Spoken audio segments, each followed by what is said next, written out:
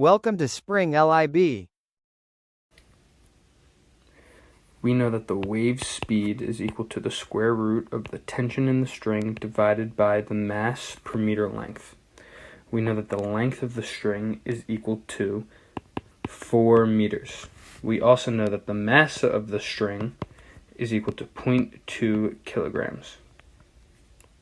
Therefore, we know that the mass per meter length is equal to 0.2 divided by 4, which is equal to 0.05.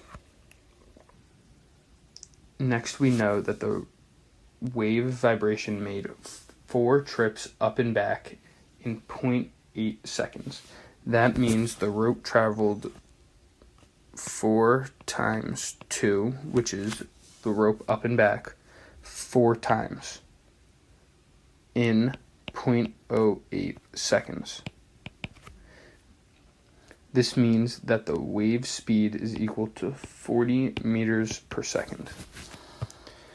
Therefore, 40 is equal to the square root of the tension in the rope divided by 0.05. You can square both sides, which give you 1600 is equal to the tension in the rope divided by 0.05.